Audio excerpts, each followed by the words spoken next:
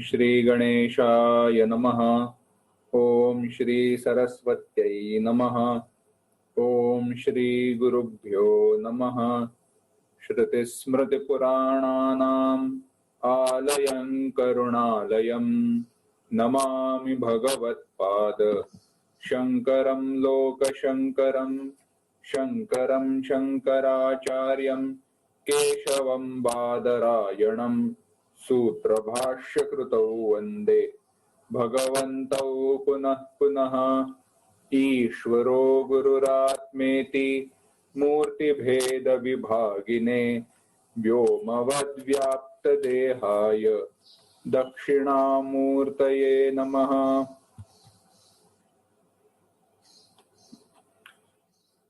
योऽन्तः प्रविश्य मम वाचमिमां प्रसुप्तां सञ्जीवयत्यखिलशक्तिधरस्वधाम्ना अन्यांश्च हस्तचरणश्रवणत्वगादीन् प्राणान् नमो भगवते पुरुषाय तुभ्यम्। वंशी विभूषितकरान्नवनीरदाभात् पीताम्बरादरुणबिम्बफलाधरोष्ठात् पूर्णेन्दुसुन्दरमुखादरविन्दनेत्रात् कृष्णात् परं किमपि तत्त्वमहं न जाने।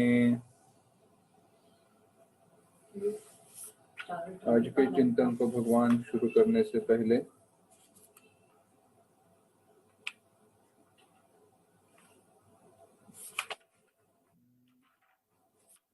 24वें श्लोक से लेके 29वें श्लोक तक एक साथ पढ़ेंगे।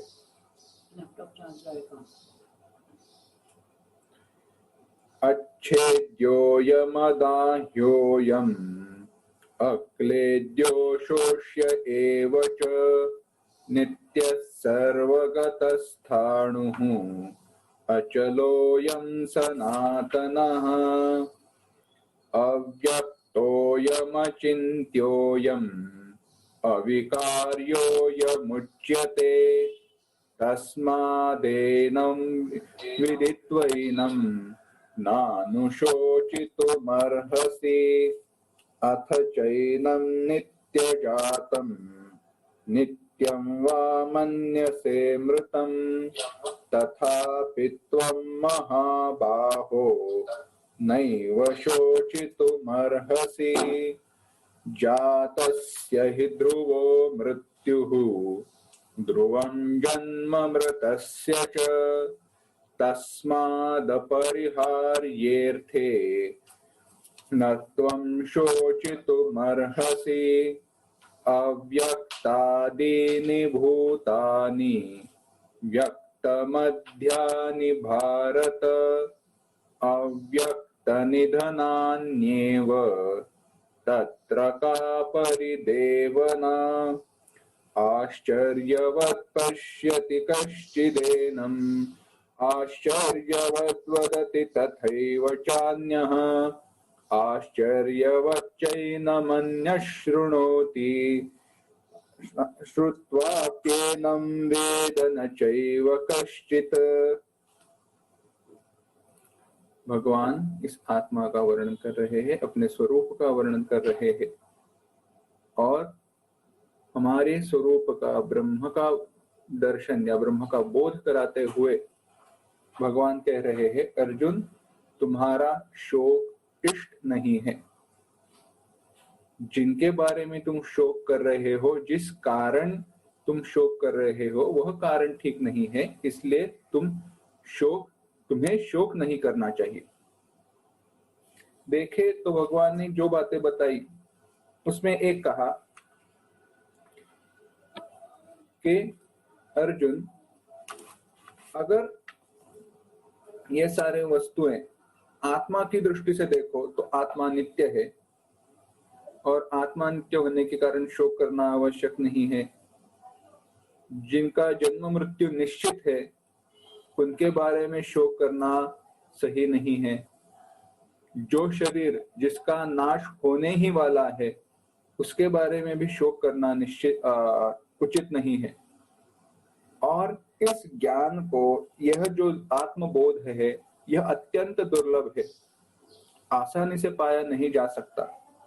अगर कोई बताने वाला मिले तो आश्चर्य है, कोई सुनाने वाला, सुनने वाला मिले तो भी वह आश्चर्य है, अगर सुनकर वो समझ पाए तो भी आश्चर्य है, और समझकर वो दूसरे को बोध करा पाए तो भी आश्चर्य है।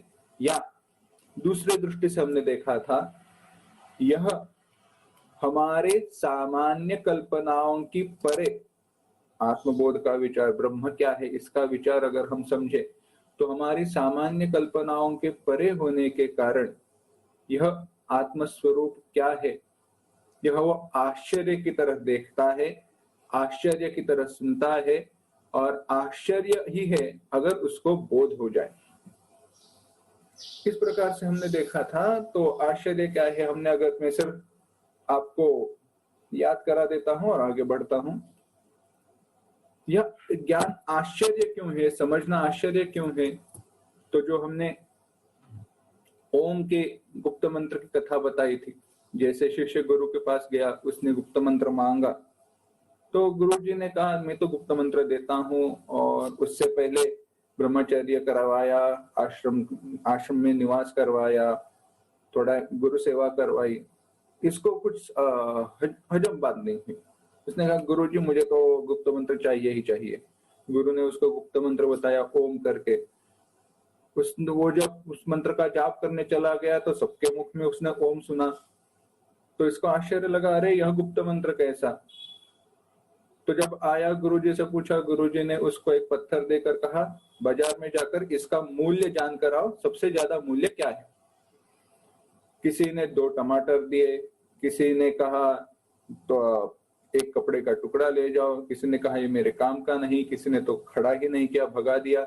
ऐसे करते करते एक कोई जवाहिरा था, उसने कहा कि यह पत्थर एक बड़ा अनमोल रत्न है जो किसी राजा ने तुम्हारे गुरुजी को दिया रहेगा।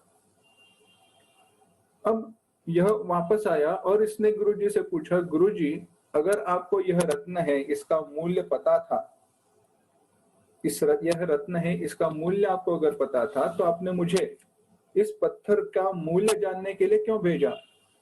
तो गुरुजी ने कहा इसीलिए, यह सब तो देख रहे थे, यह पत्थर है, यह तो सब लोग देख रहे थे, पर इसका सही सही मूल्य सभी नहीं जान पाए।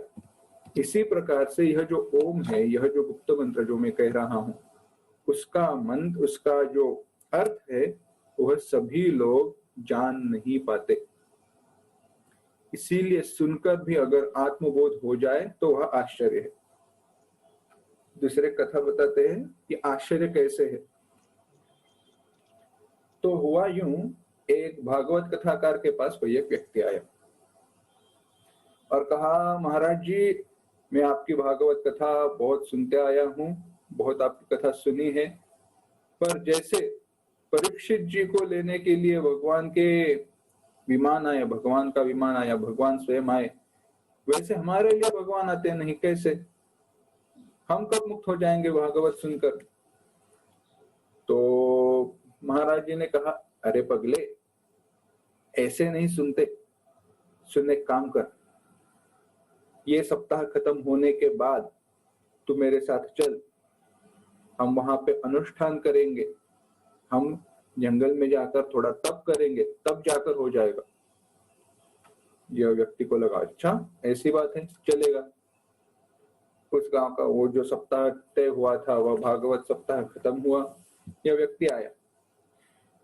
महाराज जी ने कहा मैंने अभी मुहूर्त निकाला नहीं है, पर जब मुहूर्त निकालूंगा तब तुम्हें बताऊंगा। मुहूर्त निकाला अमावस के दिन का, रात को ले गए, साथ में नौकर, महाराज जी और वह व्यक्ति, तीनों वन में चले गए। वन में अंदर अंदर गए। महाराज जी ने कहा मेरी बात माननी पड़ेगी, बस एक बात करो, मेरी बात माननी पड़ेगी, बाकी कुछ नहीं। व्यक्ति ने कहा हाँ, अगर मुझे मुक्ति मिलने वाली है, मैं इस संसार के बंधन से छूटने वाला हूं, तो सब कुछ करने के लिए तैयार हूं। अब वह अंदर घने जंगल में अंदर अंदर जैसे पहुंचे, महाराज जी ने कहा अपने नौकर से, इस व्यक्ति को सामने जो ये पेड़ है उससे बांध दो, ऐसे बांध देना कि एक छूट ना पाए। नौकर ने उसे बांध दिया। अब उन्होंने कहा नौकर से, अब मुझे भी दूसरे पेड़ से, बाजू में ही दूसरा पेड़ था, उससे बांध दो। नौकर ने उस पेड़ से महाराज जी को बांध दिया और महाराज जी ने नौकर से कहा हाँ। नौकर समझा, वो वहां पे जो भी दिया बत्ती जो भी था वो सब लेकर चला गया। थोड़ी देर तक तो इस व्यक्ति को कुछ हुआ नहीं, शांति से था, बैठा हुआ था, खड़ा था, बंधा हुआ था। थोड़ी देर बाद जैसे शेर की दहाड़ सुनाई दी या घबरा गया। अब करे तो क्या करे? वो चिल्लाने लगा, अरे कोई बचाओ बचाओ, छुड़ाओ मुझे, छोड़ो छोड़ो। अब बात ऐसे हुई, यह जैसे चिल्लाने लगा कि मुझे बचाओ करके, तो ये महाराज जी बोलने लगे, अरे रुक रुक मैं आ रहा हूं, रुको रुको मैं आ रहा हूं। जितने जोर से वो व्यक्ति चिल्ला रहा है मुझे छुड़ाओ करके, महाराज जी बोल रहे मैं आ रहा हूं छुड़ाने के लिए। बात बढ़ती गई, बड़ी देर तक चलता रहा। बाद में वह व्यक्ति थक गया, महाराज जी चुप हो गए। दूसरे दिन सुबह वह नौकर आया, पहले महाराज जी को छुड़ाया, बाद में आकर उस व्यक्ति को छुड़ाया। वह व्यक्ति इतना भड़क गया था, वो तो महाराज जी पर मारने के लिए दौड़ा। कहा क्या मुझे मारने के लिए यहाँ पे लाए थे? क्या करने के लिए लाए थे? अगर शेर आता और हम दोनों को खा जाता तो महाराज जी बोले मैं तुम्हें यही बताने के लिए लाया था, सुनो तो। क्या सुनना है? तुम क्या कह रहे थे? रात भर क्या चिल्ला रहे थे? व्यक्ति ने कहा मैं चिल्ला रहा था मुझे छुड़ाओ करके, मुझे छुड़ाओ। महाराज जी ने बोला और मैं क्या चिल्ला रहा था? महाराज जी तुम चिल्ला रहे थे, मैं छोड़ने के लिए, छुड़ाने के लिए आ रहा हूं। तो महाराज जी बोले बात यही है, जब मैं ही स्वयं बंधन में था तो मेरे चिल्लाने से क्या मैं तुम्हें छुड़ाने के लिए आ सकता था? अगर मैं स्वयं बंधन में हूं तो मैं कितना भी चिल्लाऊं, मैं आपको छुड़ाने के लिए आ जैसे नहीं सका, वैसे ही भागवती कथा है, वैसे ही यह आत्मबोध है। स्वयं सिखाने वाला अगर इस संसार के बंधन से छूटा हुआ न हो तो उनके कहने का परिणाम सुनने वाले पे कैसे हो? इसीलिए ऐसा व्यक्ति जो स्वयं इस संसार के बंधन से छूटा हुआ है, ऐसा व्यक्ति मिलना मुश्किल है। उस व्यक्ति से बोध सुनने का अवसर मिलना मुश्किल है, और उस बोध को हम समझ पाए, संपूर्णता से समझ पाए, यह भी मुश्किल है। इसीलिए भगवान यहाँ पे आश्चर्य कहते हैं। तो क्या हमें भागवत या ये सारे शास्त्र सुनने ही नहीं चाहिए? नहीं, ऐसी बात नहीं है। जिस क्षण या जिस समय, जिस मुहूर्त पर जब भी हमें शास्त्र सुनने का अवसर मिले, भगवान की कृपा समझकर उनको सुनना ही चाहिए। क्योंकि जब ऐसे कोई अधिकारी व्यक्ति या भगवान को ही स्वयं लगे अरे यह तो अब तैयार हो गया, वह स्वयं आकर उपदेश दे देंगे, और जो अभी तक पढ़ा है उसके फलस्वरूप हमें वह बोध उत्पन्न हो जाएगा। इसीलिए आश्चर्य कहा गया। आगे भगवान कहते हैं 30वां श्लोक, देहि नित्यमवध्योऽयम्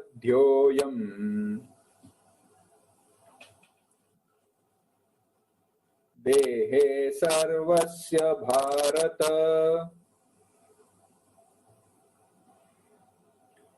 तस्मात् सर्वाणि भूतानि न त्वं शोचितुमर्हसि।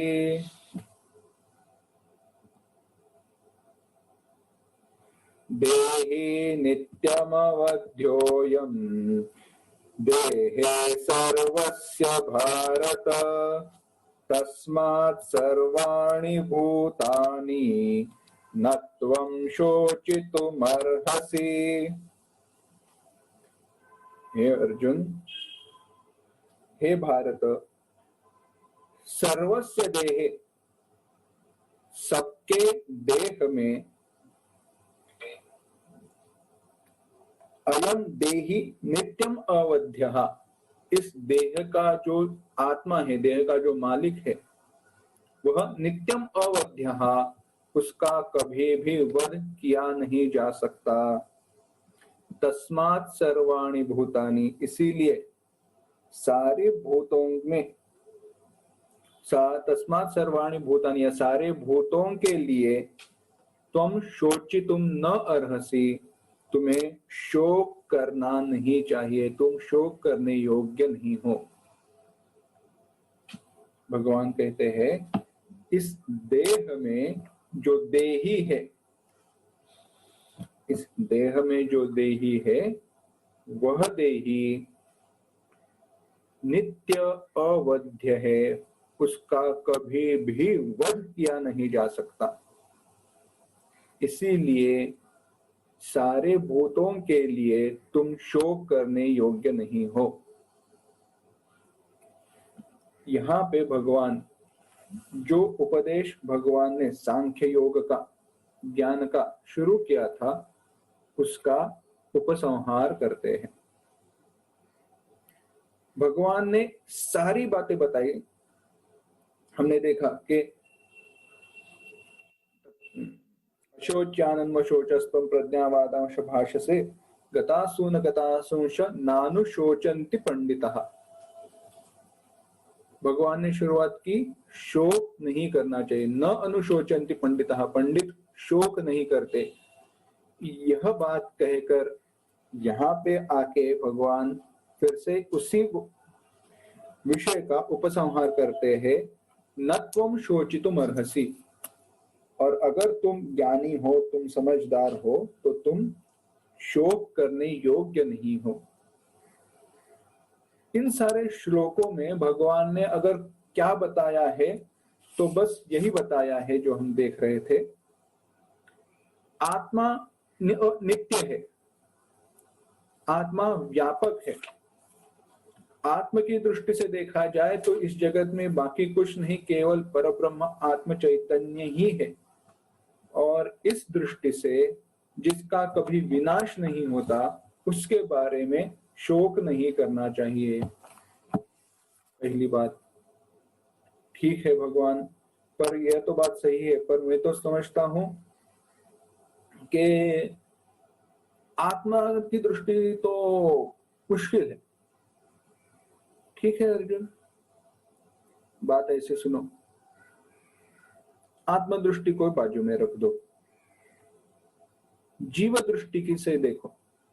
यह जो जीव है, जीव माने क्या?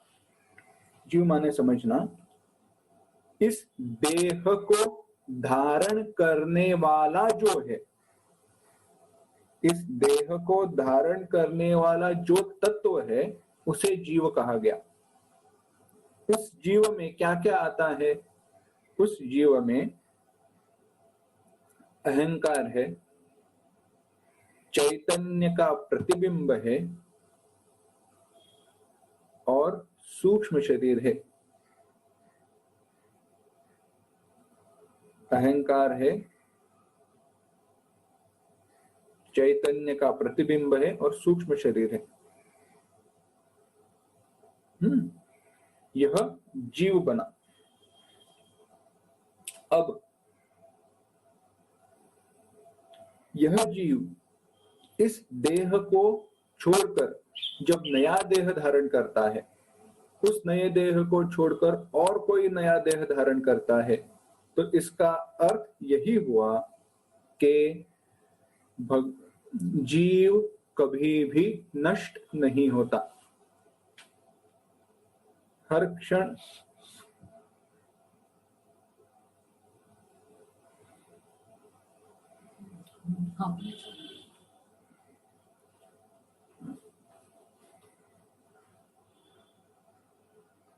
आवाज ठीक से नहीं आ रही है। आ रही है आवाज, बराबर आ रही आ रही है। अच्छा, एक मिनट। आ रही है आवाज, आ रही है। हाँ ठीक है, कोई बात नहीं। तो जीव को सापेक्ष नित्य कहा गया।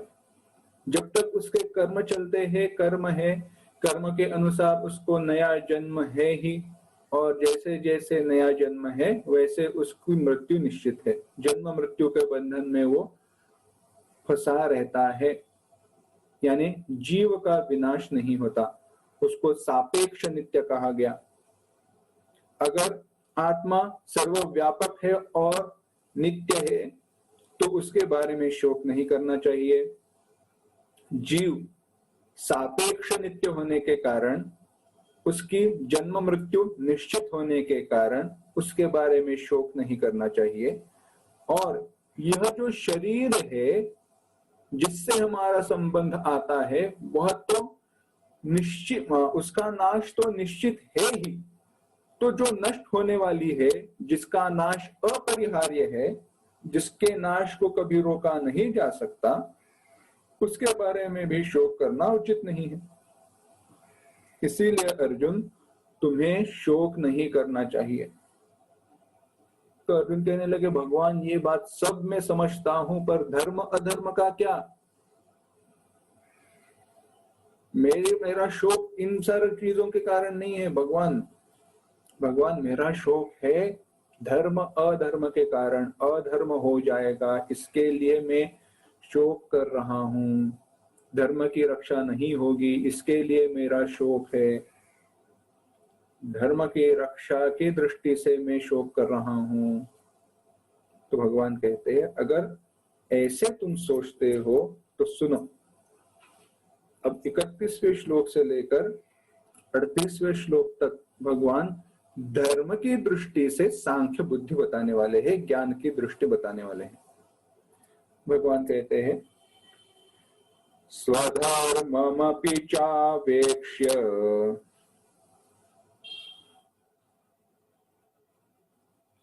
न विकम्पितुमर्हसि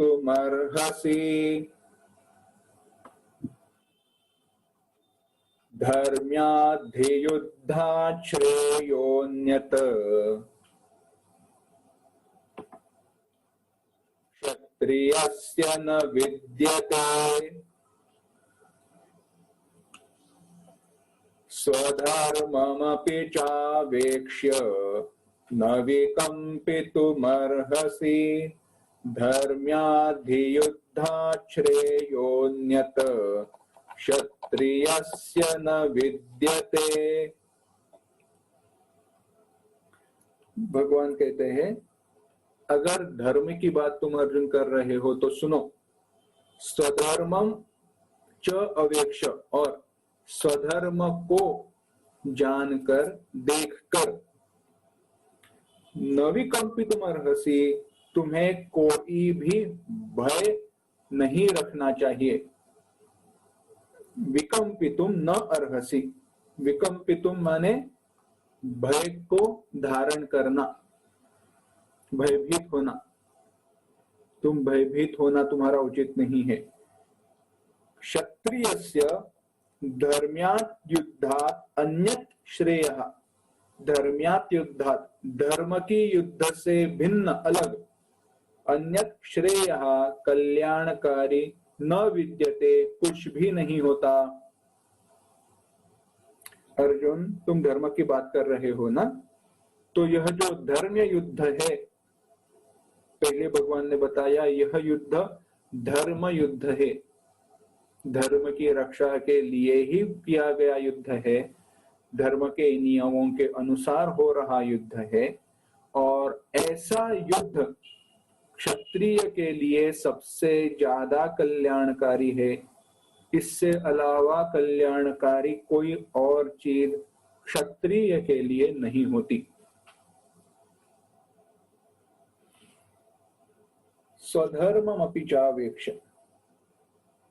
अब यहां पे एक बात देखनी चाहिए, अर्जुन क्षत्रिय वर्ण से है, और क्षत्रिय का धर्म क्या है बाद में भगवान बताने वाले हैं। क्षत्रिय के धर्म क्या है, सारे वर्णों के धर्म क्या है, उनके कर्तव्य कर्म क्या है। तो वहां पे बताया युद्धे चाप्य पलायनम, युद्ध से पलायन न करना क्षत्रिय का धर्म है। धर्म की रक्षा करना क्षत्रिय का धर्म है। तो यह बात को यहाँ पे समझनी चाहिए। इसीलिए अर्जुन, अगर तुम सोच रहे हो कि धर्म का मेरे कारण विनाश होने वाला है, तो बात सही नहीं है, वैसे नहीं है। आगे कहते हैं यदृच्छया चोपपन्नम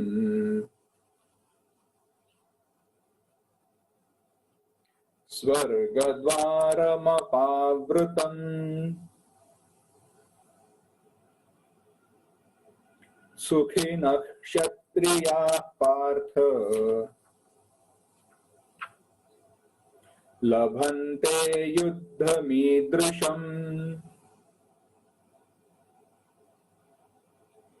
यदृच्छया चोपपन्नम् स्वर्गद्वारमपावृतम् सुखिनः क्षत्रियाः पार्थ लभन्ते युद्धमीदृशम्। हे पार्थ, हे अर्जुन, यदृच्छया उपपन्नम च, जो अपने आप प्राप्त हुआ हो, ऐसे अपावृतम स्वर्ग द्वारम, खुला हुआ स्वर्ग का द्वार, ईदृशम युद्धम, ऐसा युद्ध, सुखिनः क्षत्रियाः लभन्ते, सुखिनः यानी जो कोई भाग्यवान क्षत्रिय है उनको ही प्राप्त होता है। भगवान ने कहा हे पार्थ, हे अर्जुन, यह अपने आप खुला हुआ जो स्वर्ग का द्वार है, यह कोई भाग्यवान क्षत्रिय को ही प्राप्त होता है। भगवान के कहने का हेतु क्या है? पूर्व का श्लोक और यह श्लोक, इन दोनों में देखना चाहिए। अगर आप महाभारत को देखें, महाभारत पढ़े, तो बात ऐसी पता चलेगी कि इस युद्ध को टालने का, यह युद्ध न हो, इसके लिए सारे उपाय किए गए थे, सारे प्रयत्न किए गए थे जिनके कारण यह युद्ध न हो। परंतु जब दुर्योधन ने एक सुई यानी एक सूची के ऊपर भी रहने वाली मिट्टी ना देने से कहा या देने से इनकार कर दिया, मना कर दिया, तब यह युद्ध करना तय हो गया। हेतु कहने का यह है, अगर इस युद्ध को टालने के लिए, यह युद्ध हो न हो, इसके लिए सारे प्रयत्न किए जाने के बाद भी अगर यह युद्ध हो रहा हो, तो अर्जुन, ऐसा कोई अवसर कोई क्षत्रिय को दुर्लभता से ही प्राप्त होता है। दूसरी बात अर्जुन, तुम ये देखो, यह युद्ध किसके लिए हो रहा है? क्या यह युद्ध मनमर्जी हो रहा है? क्या यह युद्ध ऐसे ही हो रहा है? क्या यह युद्ध तुम्हें चाहिए इसलिए हो रहा है? नहीं।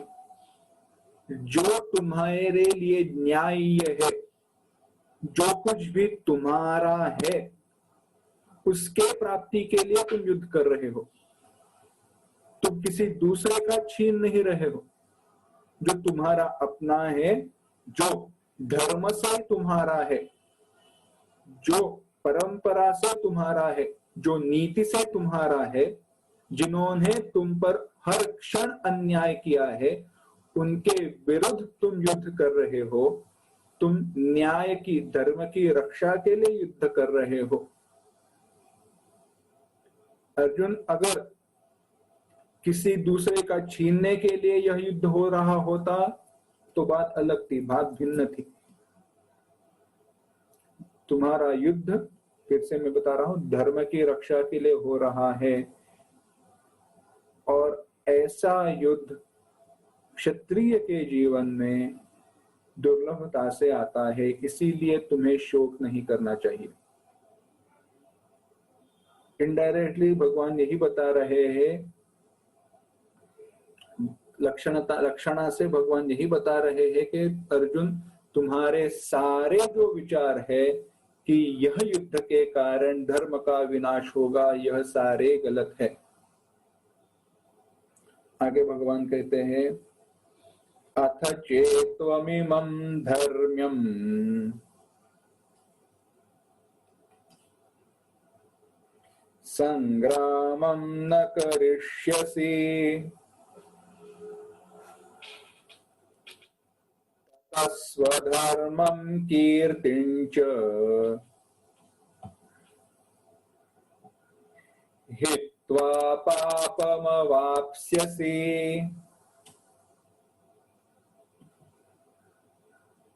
एक साथ, अथ चेत्त्वमिमं धर्म्यं संग्रामं न करिष्यसि ततः स्वधर्मं कीर्तिं च हित्वा पापमवाप्स्यसि।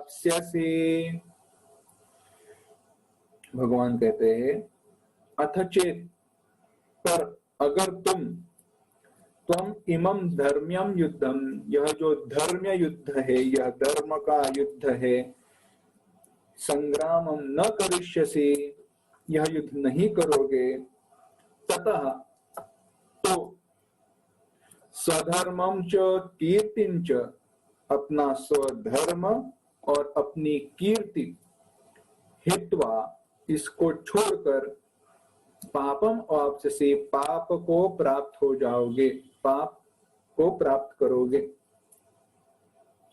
भगवान ने बिल्कुल जो अर्जुन सोच रहा था उससे उल्टा कह दिया है। अर्जुन से भगवान ने कहा, अर्जुन, अगर तुम ऐसा युद्ध जो धर्म्य है उसे छोड़कर चले जाओगे तो तुम पाप के धनी हो जाओगे, तुम्हारे स्वधर्म का नाश हो जाएगा और तुम्हारी अकीर्ति हो जाएगी, अपकीर्ति हो जाएगी। अर्जुन की कीर्ति क्या है? युद्ध में कभी भी किसी से हारने न वाला, जिसने सारे कौरवों को युद्ध में हराया था। पूर्व में जब विराट राजा के पास यह सारे सेवा में थे, तो विराट राजा की गौवें जब कौरव चुरा कर ले जा रहे थे, उस क्षण तब अर्जुन ने सारे कौरवों को हराया था, अकेले सारे अथिरथी महारथियों को युद्ध में हराया था और उनके वस्त्र चुरा कर लाए थे। तो देखना, अगर ऐसी बात है, जो कभी युद्ध से मुकर कर न जाने वाला अर्जुन है, वह अगर ऐसे युद्ध को छोड़कर चला जाए तो लोग कहेंगे, वहां पे जीत गया था, वो ऐसे ही जीत गया था, वो ऐसे बाय लक जीत गया था, हम ठीक से नहीं जीत गए थे, उसको पता था यहाँ पे उसकी कुछ चलने नहीं वाली, इसलिए पहले ही भाग गया। कीर्ति, तुम्हारी कीर्ति की हानि हो जाएगी। ये कहता है ना, भगवान शिवजी से लड़ा, शिवजी से वगैरह कोई लड़ा नहीं था, ऐसे ही अपनी ही बात बताई थी उसने, ऐसी अपकीर्ति हो जाएगी।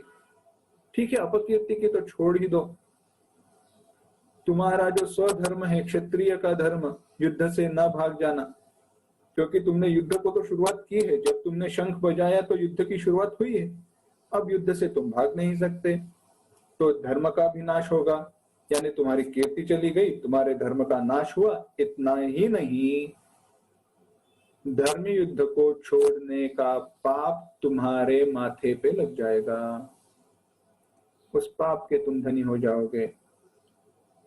यानी अर्जुन, जो तुम सोच रहे हो यह युद्ध ना करना श्रेय है और पुण्यप्रद है, युद्ध ना करने से ही पाप नहीं होगा, यह तुम्हारी सोच गलत है। जिस पाप के भय से तुम युद्ध का त्याग कर रहे हो, वह तुम्हें पाप की तरफ ही ले जाएगा। जिस पाप के भय से युद्ध करने से पाप होगा, ऐसा जो तुम्हारे मन में भय है, वह बिल्कुल सही नहीं है। और अर्जुन तुम कह रहे होंगे, मन में सोच रहे होंगे कि अकीर्ति कीर्ति मुझे कोई लेना देना नहीं है, पर बात ऐसी नहीं है अर्जुन। सुनो, अकीर्तिं चापि भूतानि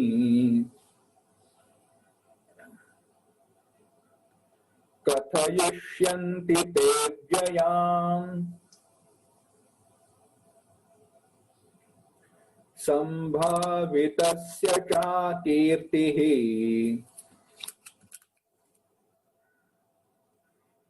मरणादतिरिच्यते।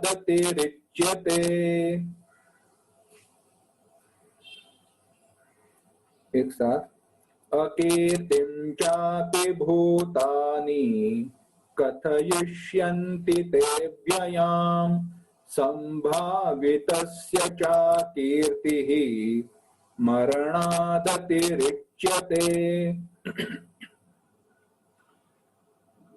भगवान कहते हैं और भूतानि अव्ययाम ते अकीर्तिम अपि कथयिष्यन्ति। भूतानि सारे लोग, अव्ययाम बहुत दीर्घ काल तक रहने वाली, तव अकीर्तिम तुम्हारी जो अकीर्ति है, तुम्हारी निंदा है, कथयिष्यन्ति एक दूसरे को बताते रहेंगे, यानी तुम्हारी निंदा बहुत समय तक करते रहेंगे। इतना ही नहीं,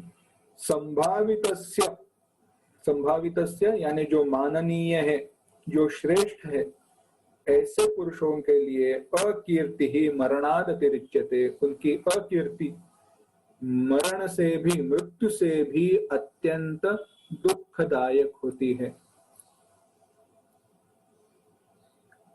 अपनी अकीर्ति होना, कीर्ति का नाश होना मृत्यु से भी दुखदायक, हानिकारक है। और यह बात सबसे बड़ी सच है। जीवन में तो हम दिन ब दिन, हर दिन तो देखते ही है। देखो, मृत्यु तो एक बार आती है, मृत्यु बार बार नहीं आती। बस एक बार मरना है और मर के बार बार मरना नहीं है। पर अकीर्ति हर दिन, हर क्षण हमें मारती रहेगी।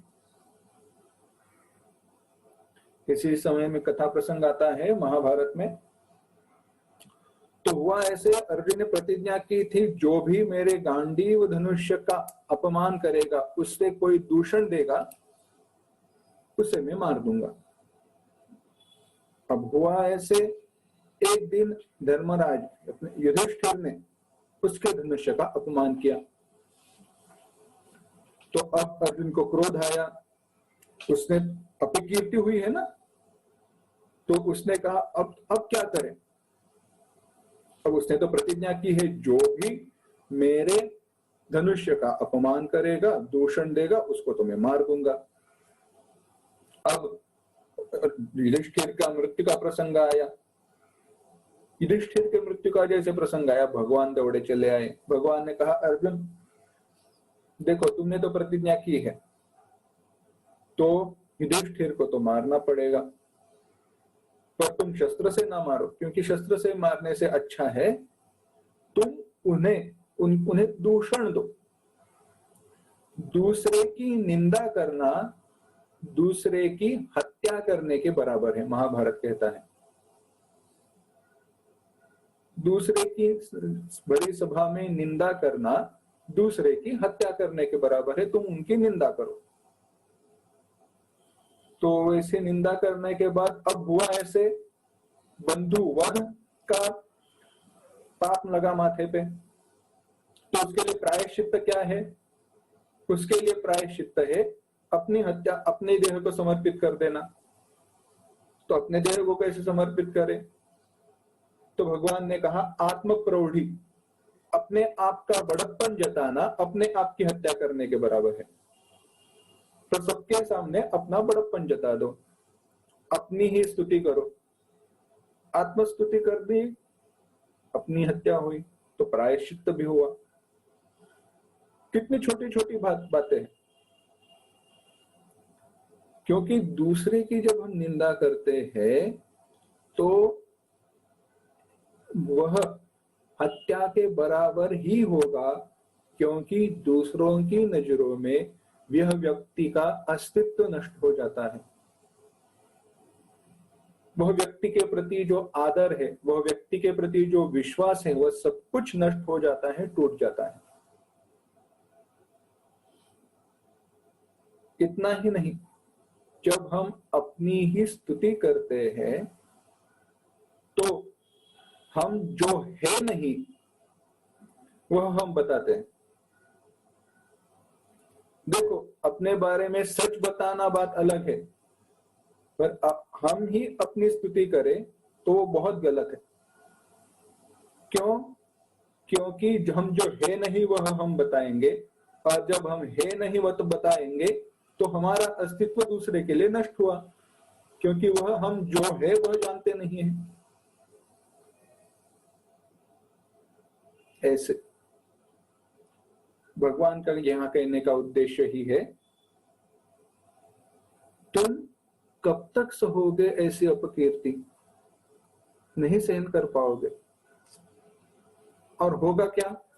अगर कोई ऐसे तुम्हें दूषण देगा तो तुम फिर से धनुष हाथ में ले उठोगे, यानी जिस पाप से तुम दौड़ रहे थे, दूर चले जा रहे थे, वही पाप तुम फिर से करोगे।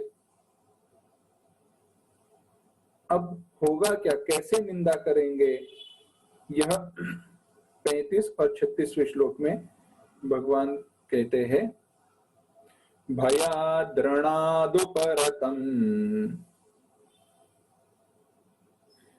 मन्स्यन्ते त्वां महारथाः येषां च त्वं बहुमतः भूत्वा यास्यसि लाघवम्।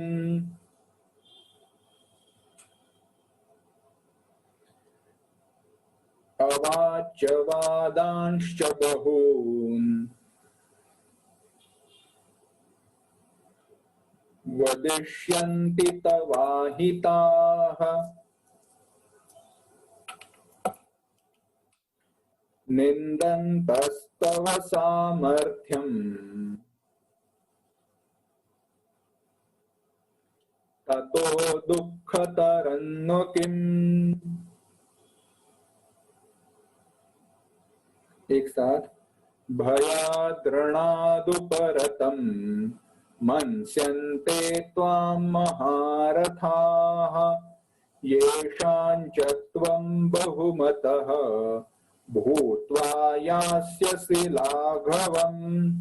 अवाच्य वादांश्च बहून् वदिष्यन्ति तवाहिताः निन्दन्तस्तव सामर्थ्यम् ततो दुःखतरन्नु किम्। भगवान अर्जुन से कहते हैं, अर्जुन, और येषां त्वं बहुमतः, तुम जिनके लिए पूज्य थे, सम्माननीय थे, अब होगा क्या? भूत्वा, यानी जिनके लिए तुम सम्माननीय थे, पूज्य थे, उनके लिए इदानीम अब लाघवम यास्यसि, लघुता को प्राप्त हो जाओगे, छोटे बन जाओगे। महारथाः, वह सारे जो महारथी है, वह त्वाम भयाद्रणादुपरतम् इति मन्स्यन्ते, वह क्या मानेंगे? तुम भय से, भय के कारण इस युद्ध से भाग गए, हमसे डरकर भाग गए। क्या अर्जुन, तुम्हारा सहबल, सारा बल निष्फल है, कुछ सच में नहीं था, हम ऐसे ही तुम्हें सम्मान दे रहे थे, तुम तो डरपोक निकले।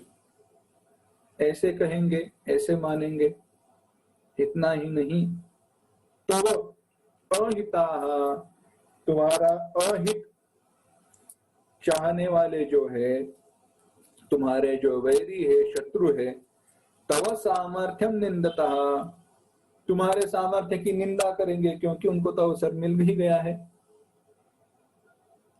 ऐसा अवसर मिला है कि जिसके कारण वह निंदा कर पाएंगे। और अवाच्य वादांच वदिष्यन्ति, अवाच्य, जिनको बोलना नहीं चाहिए, जैसा बोलना नहीं चाहिए ऐसे भी तुम्हें बोलेंगे। भगवान कह रहे कि वो लोग तुम्हें गाली देंगे, और ऐसे जब बोलेंगे ततो दुःखतरम नु किम, उससे और भी बड़ा दुखदायक क्या है? उससे बड़ा दुखदायक कुछ नहीं है। कितनी सुंदर बात, एक बहुत व्यावहारिक बात भगवान ने बताई है। अर्जुन, तुम जिनके लिए पूज्य थे, सम्माननीय थे, उनकी दृष्टि से तुम गिर जाओगे, उनके दृष्टि में तुम्हें लघुता प्राप्त हो जाएगी। क्यों? क्योंकि तुम इस युद्ध से भाग जाओगे। वह क्या कहेंगे? यह अर्जुन डर के कारण डरपोक की तरह युद्ध से भाग गया। दूसरा आगे कहेंगे, उनकी तो बात छोड़ दो, तुम्हारे जो वैरी है, तुम्हारा जो अहित चाहने वाले हैं, उनके लिए तो यह अवसर ही प्राप्त हुआ कि जिसको लेकर वह तुम्हारी निंदा करेंगे। और जब ऐसे तुम्हारी निंदा होगी, क्या तुम शांति से बैठ पाओगे? कुछ दुख को झेल पाओगे? नहीं। तो भगवान यहाँ पे कहना यह चाह रहे हैं, जीवन में हर क्षण हम जो भी कर्म कर रहे हैं उसका रीवैल्यूएशन, उसको हर क्षण हमें परखना चाहिए, करने से पहले और करने के बाद। क्योंकि जो मान, जो सम्मान, जो आदर लोगों ने हमें दिया है, उसके अनुसार, उसको देखकर हमारा वर्तन होना ही चाहिए। अगर पूछो क्यों, तो इसीलिए क्योंकि जिन्होंने हमें मान, सम्मान, आदर दिया है, वह हमसे यह अपेक्षा करते हैं कि जीवन में हम आगे कैसे बढ़े। देखो, जो भी सम्माननीय व्यक्ति होती है, जैसे हमारे संत पुरुष थे, उनके जीवन चरित्र को देखकर, उन्होंने जैसे वर्तन किया, जीवन में व्यवहार जैसे किया, उसे देखकर उनके पद तक पहुंचने के लिए हम वैसे ही व्यवहार करना चाहते हैं। अब होता यह है कि अगर कोई व्यक्ति जो माननीय है, सम्माननीय है, वह कोई गलत कर्म बैठ जाता है, गलत कर्म कर बैठता है, तो उस सम्मान को, उस आदर को हानि पहुंचती है। होता ऐसे है तो वही लोग जो उनका सम्मान करते थे, उनकी निंदा करेंगे, कहेंगे ये सब कहने वाली सारी बातें झूठी थी, जो कुछ कर रहे थे वह सब गलत ही था, इनकी तो बात छोड़ दो, क्योंकि वह व्यक्ति के ऊपर से इनका विश्वास टूट जाएगा। पर जो उनकी निंदा करने वाले हैं ना, वह तो ऐसा अवसर ढूंढते ही रहते हैं। वो कोई व्यक्ति ही नहीं, सारे व्यक्ति के जैसे बाकी व्यक्तियों की भी निंदा करते चले जाएंगे। अब होगा ऐसे, किसी का आदर, अब ये मान सम्मान आदर का भावना टूट गई, बात कोई इतना बुरा नहीं होगा, पर जो सत्य है उसको गलत बताने वाली जो निंदा है, जो तुम्हारे वैरी लोग करेंगे ना अर्जुन, वह तुम झेल नहीं पाओगे। वह कहेंगे कभी ये शूर था ही नहीं, इसके गांडीव धनुष्य में कोई सामर्थ्य है ही नहीं, यह सिर्फ नाम का कहता है यह गांडीव धनुष्य है, वह तो सीधा साधा आम धनुष्य है, बाकी कुछ है नहीं। जब ऐसे वर्णन करेंगे तो क्या ऐसी निंदा को, जो मिथ्या है, जो सही है नहीं, क्या तुम उसको झेल पाओगे? नहीं झेल पाओगे। इसीलिए अर्जुन, तुम्हें युद्ध करना ही होगा, इससे और दुखदायक कुछ है नहीं। और अंत में भगवान बताते हैं 37वां श्लोक, हतो वा प्राप्स्यसि स्वर्गम जित्वा वा भोक्ष्यसे महीम् तस्मादुत्तिष्ठ कौन्तेय युद्धाय कृतनिश्चयः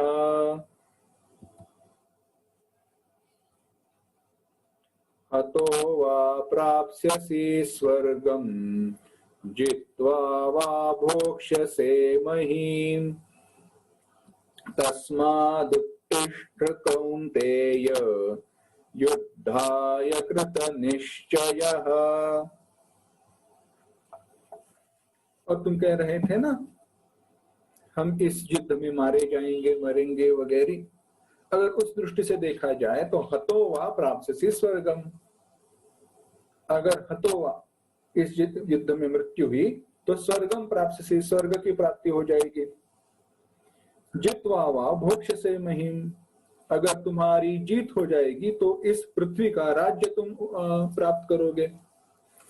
इसीलिए तस्मात् उत्तिष्ठ कौन्तेय, इसीलिए हे कौन्तेय, हे अर्जुन, तुम खड़े हो जाओ, उठो और युद्धाय कृत निश्चयः, युद्ध करने का निश्चय करो।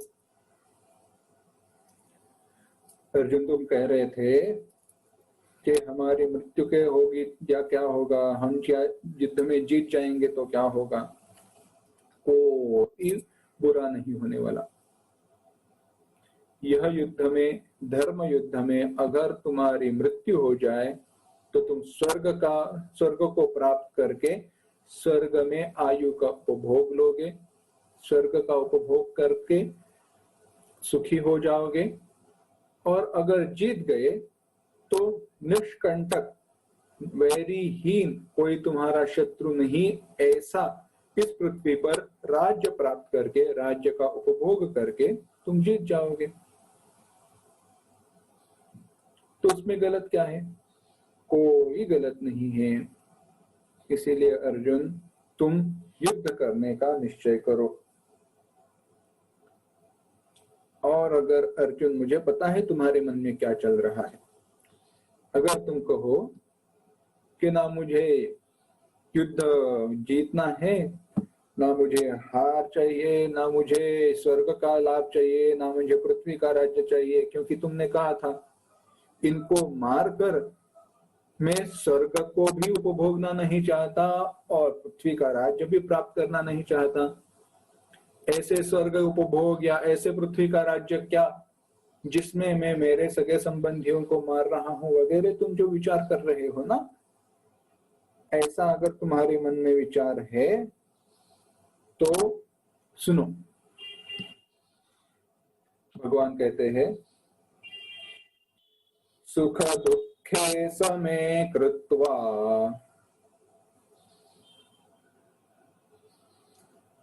लाभालाभौ जया जयौ ततो युद्धाय युज्यस्व नैवं पापमवाप्स्यसि।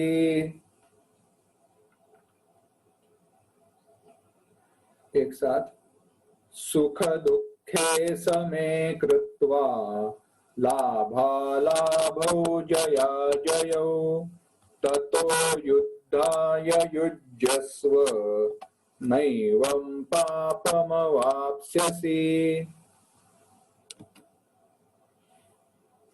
भगवान अर्जुन से कहते हैं जया जयौ लाभा लाभौ, जय अजय यानी युद्ध में जीत और हार, पराजय, लाभ अलाभ, लाभ और हानि, सुख दुख, इन सब को समय कृत्वा, समान करके,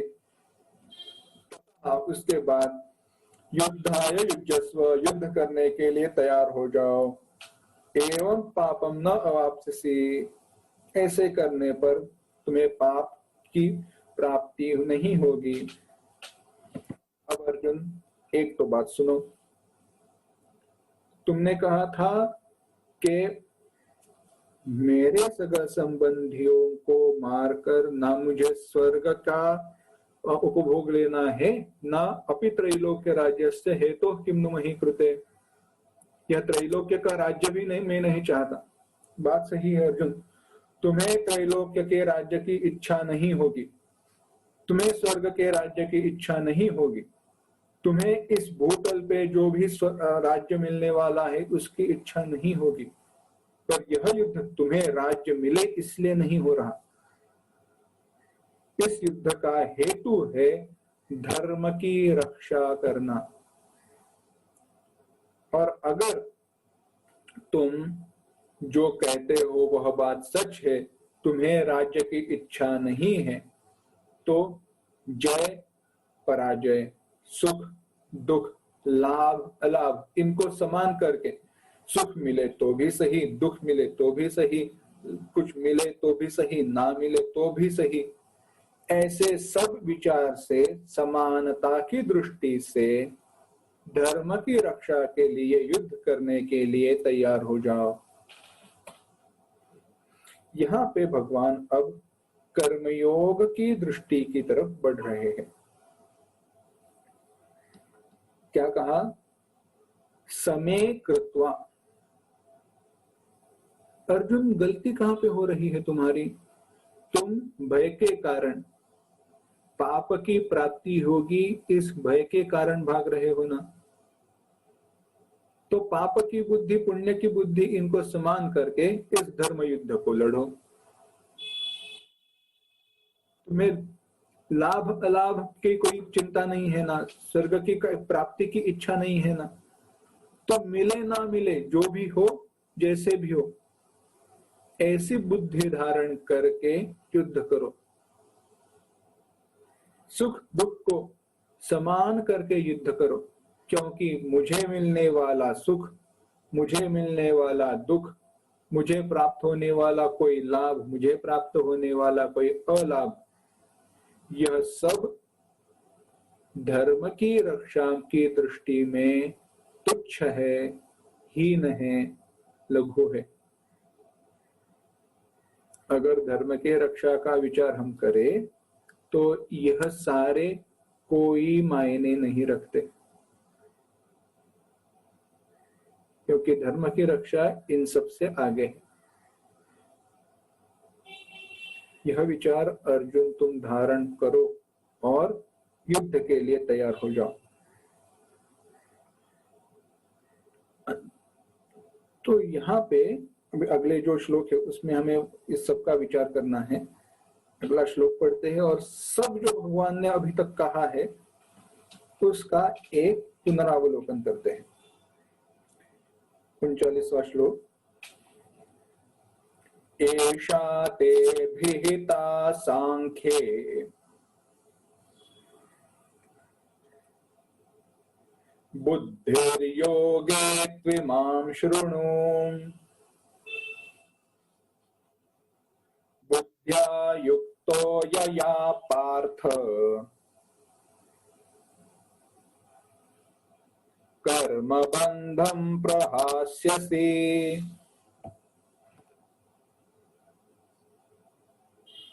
एषा ते विहिता सांख्ये बुद्धिर्योगे त्विमां शृणु बुद्ध्या युक्तो यया पार्थ कर्मबन्धं प्रहास्यसि।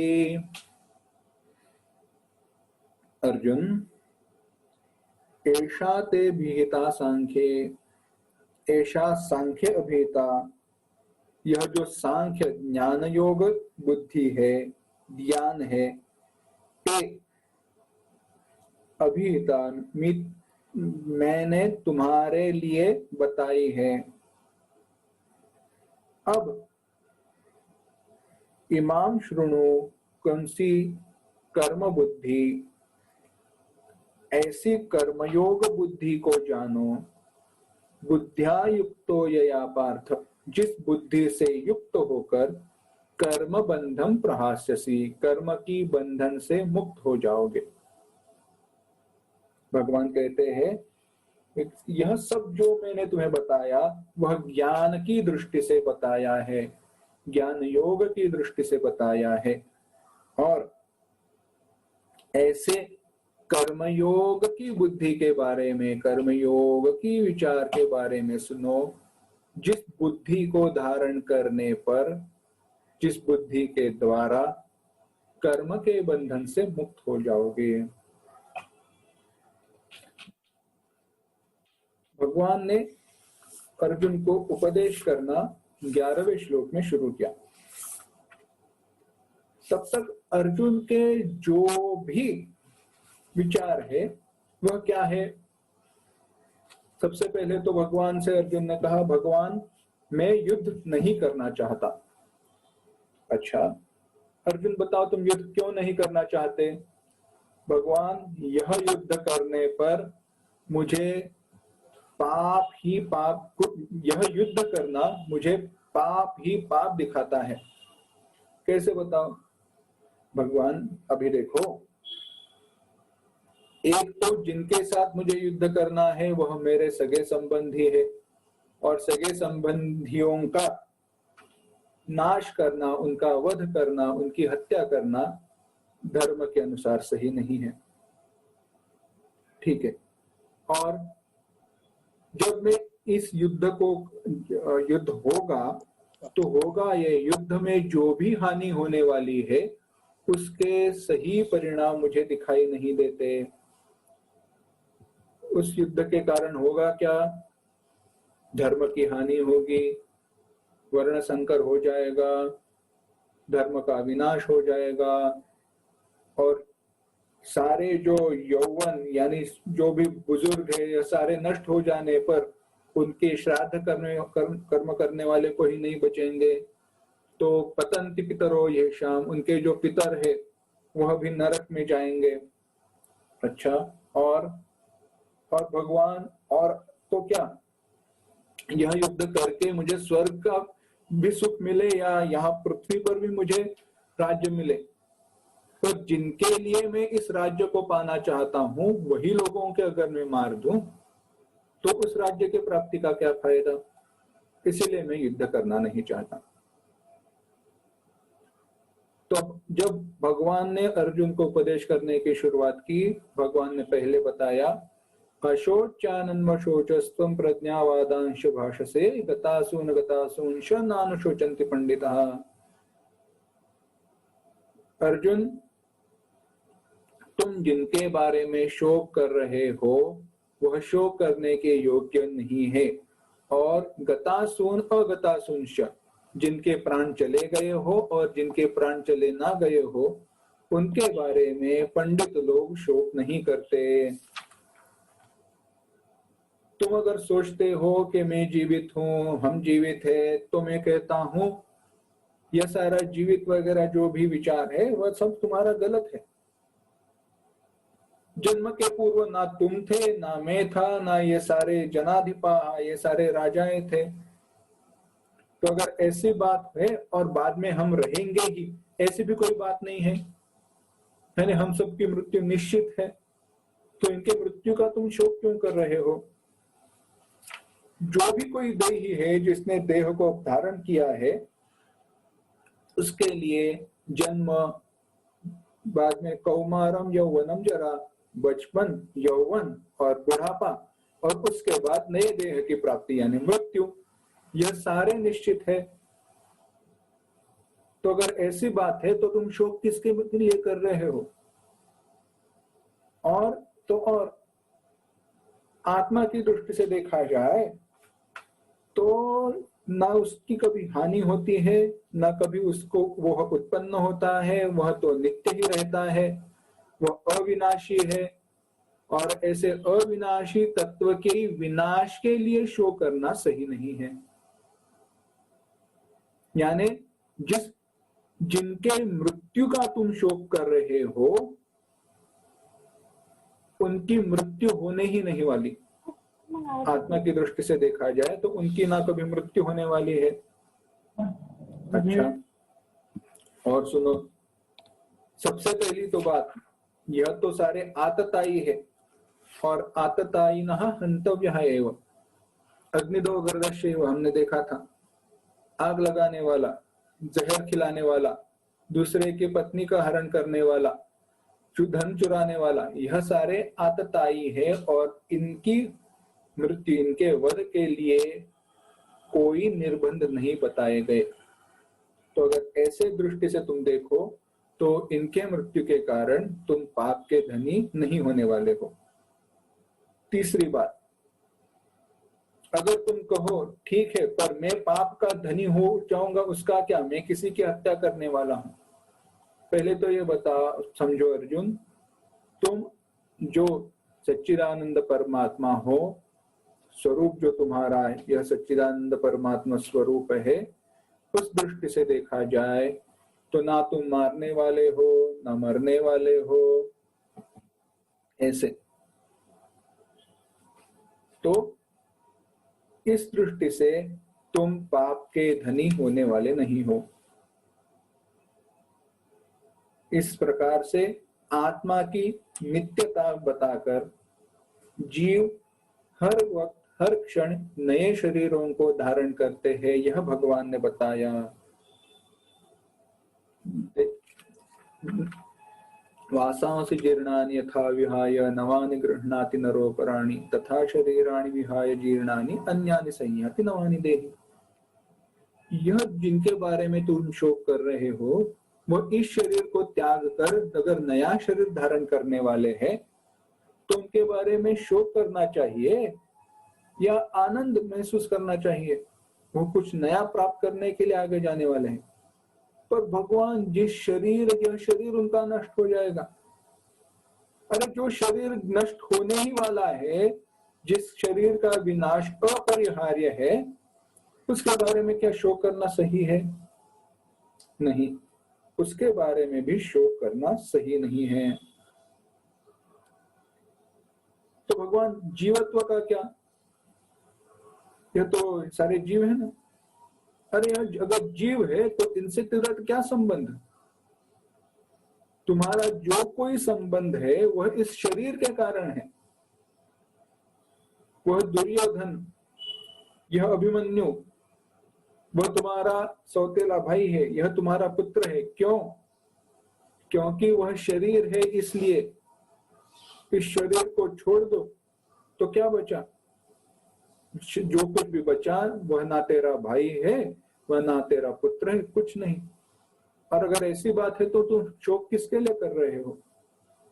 शोक करना सही नहीं है। और ऐसी बात है अर्जुन, जिसका जन्म हुआ है उसकी अगर मृत्यु निश्चित है तो शोक करना सही नहीं है। भगवान बात में समझ रहा हूं, पर तुम मेरा प्रश्न समझ नहीं रहे हो। अर्जुन समझाओ। भगवान बात ऐसी है, यह सब तुम जो भी कह रहे हो वह सब कुछ सही है, पर धर्म की रक्षा का क्या? धर्म की हानि होने वाली है, उसका क्या? विषय को हमने आज देखा। अर्जुन, अगर तुम सोचते हो धर्म की हानि होने वाली है तो ऐसे नहीं है, क्योंकि जिस युद्ध को तुम लड़ने वाले हो, वह युद्ध तुम्हारी अपनी इच्छा, अपनी स्वार्थपरता के कारण नहीं हुआ है। जो तुम्हारा है उसे प्राप्त करने के लिए तुम युद्ध कर रहे हो, इसीलिए यह युद्ध गलत नहीं है। अगर तुम धर्म की हानि होगी ऐसा सोच रहे हो तो ऐसे समझो यह युद्ध ना करने के कारण धर्म की हानि होने वाली है। अगर तुम सोचते हो धर्म ना करने से मैं पाप से बच जाऊंगा, तो ऐसे नहीं।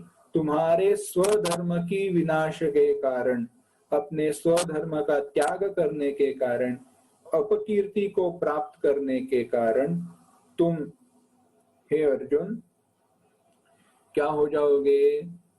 पाप को प्राप्त हो जाओगे। यानी तुम्हारा जो विचार है यह युद्ध ना करना श्रेय कारक है, तो ऐसी बात नहीं है। और अर्जुन, तुम कह रहे थे ना कि ना मुझे कोई तीनों लोकों के राज्य की, कुछ सुखों दुखों की कोई इच्छा नहीं है, तो बड़ी उत्तम बात है। अगर ऐसी इच्छा है तो तुम्हें सुख मिले या दुख मिले, कुछ मिले या ना मिले, जो कुछ भी है उन सबको समान करके समान बुद्धि से देखते हुए जिसके कारण धर्म की रक्षा होने वाली है, ऐसे युद्ध को तुम्हें युद्ध करने में कोई हर्ज नहीं है। कैसा प्रतिबंध है? क्योंकि ना इस युद्ध से तुम्हें कोई इच्छा है, ना इस युद्ध के बाद कोई ना मिले ऐसी भी प्राप्ति है, अवसर है। और अगर ऐसा है, कोई हेतु के बिना स्वार्थ यानी क्या कहते हैं, अपने लिए कुछ प्राप्त करने की इच्छा के बिना अगर तुम यह युद्ध कर रहे हो, तो अर्जुन यह समझो, इस युद्ध के परिणाम स्वरूप पुण्य और पाप से तुम लिप्त नहीं होगे, क्योंकि तुम्हारी समबुद्धि है, तो तुम्हें युद्ध करने में कोई हर्ज नहीं है, कोई प्रतिबंध नहीं है, इसीलिए तुम युद्ध करो। इस प्रकार से ज्ञान की दृष्टि से युद्ध करो। और फिर भी अगर तुम्हें लग रहा है कि यह पापात्मक कर्म या पुण्यात्मक कर्म का मैं धनी हो जाऊंगा, इस कर्म के फल को प्राप्त करूंगा, तो अर्जुन मैं तुम्हें ऐसी बुद्धि बताता हूँ, ऐसे विचार बताता हूँ, जिन विचारों को लेकर अगर तुम युद्ध करो तो ना तुम पाप से लिप्त हो जाओगे, ना पुण्य को प्राप्त करोगे। ऐसे कहकर भगवान अब कर्मयोग क्या है वह बताने वाले हैं। अभी तक जो भी बताया वह पारमार्थिक और धर्म की दृष्टि से बताया। यह सब कुछ व्यवहार में ला सकते हैं, पर लाना मुश्किल है। इन विचारों से डटे रहकर सोचिए, जिस देह के साथ हमने हमारी सारी आयु बिताई है, उस देह का वियोग क्या हम आसानी से सह पाएंगे? सह पाते हैं? नहीं। पर फिर भी उतना आसानी से सह पाने जितनी हमारी बुद्धि स्थिर नहीं रहती। तो क्या करना चाहिए ऐसी स्थिर बुद्धि प्राप्त करने के लिए जीवन में? क्योंकि व्यावहारिक कर्म तो हमसे छूटते नहीं है, उतना वैराग्य तो हमारे पास नहीं है। तो क्या करें? किस बुद्धि के द्वारा कर्म करें जिनके कारण ऐसा हमारा वैराग्य, ऐसी हमारी बुद्धि स्थिर हो, हमारा जो प्राप्त ज्ञान है वह स्थिर हो। उसके लिए कर्मयोग का विचार भगवान बताते हैं, जिसका विचार हम अगली बार करेंगे।